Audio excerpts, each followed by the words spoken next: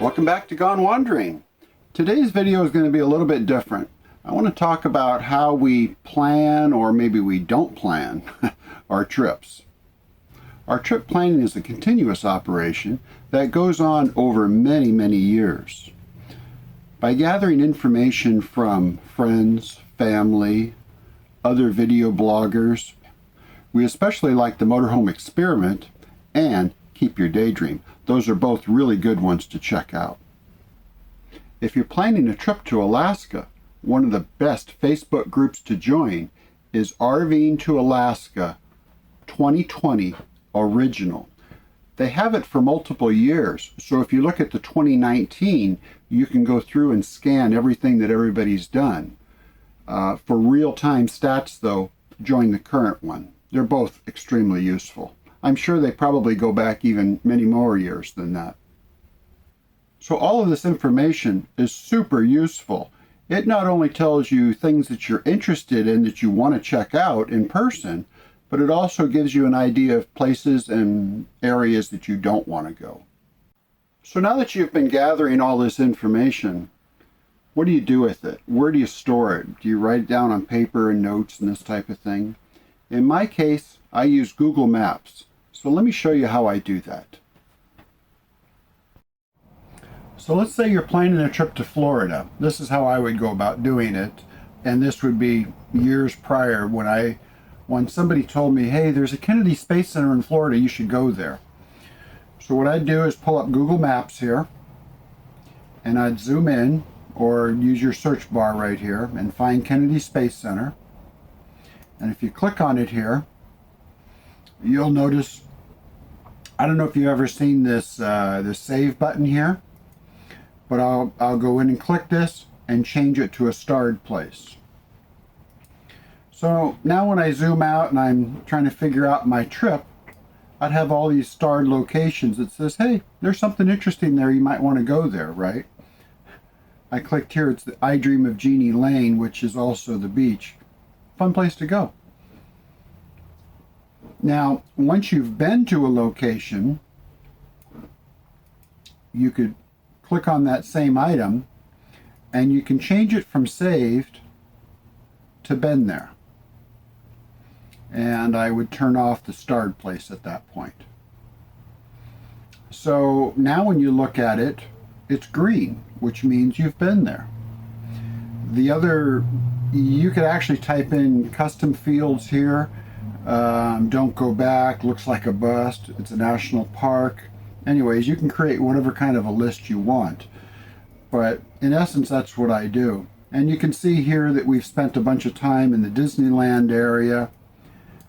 And down the bottom here, we spent a bunch of time in the Everglades National Park. So these are all places we've been, or hikes, etc. So once you're traveling down the road, the question is, where do you stay when you get there? Now, I'm not going to go through the RV parks and this type of thing because everybody knows how to find those and where they are. But that's not really our style. Our style is more free camping or boondocking. So the way we do that is, one of our favorite programs here is called Harvest Host. It's a membership program. I think it's somewhere around $60, and there's different tiers to it. On the first tier, you get wineries, which is designated here. You get museums, which is a different picture, and you get distilleries. And the next tier up, you get the golf courses, which I'm showing here. And this is a group where you can stay in parking lots of these establishments. I'll show you a couple of snapshots of some of the wineries that we went to here. So the ask is that you spend some money in their establishment. If it's a golf course, play a round of golf, or maybe go into their restaurant and have a nice meal. If it's a winery, pick up a bottle of wine. If it's a distillery, do the same thing. So their ask is to spend some money. And in return, what they'll do is they'll give you a night's free stay. Most places we've stayed 2 nights at, but the ask is 1 night. So if I go into one of these Harvest Host locations and I click on it here, it will come up with, this is the Faded Bistro and Beer Garden, and it comes up with some information, some pictures here. It tells you about the area and what they do. For the most part, there are no amenities. For all of these programs, you have to be fully self-contained. So no tents allowed. If you're in a Class B, you have to have your own restroom, your own water, etc. And people have left their reviews here.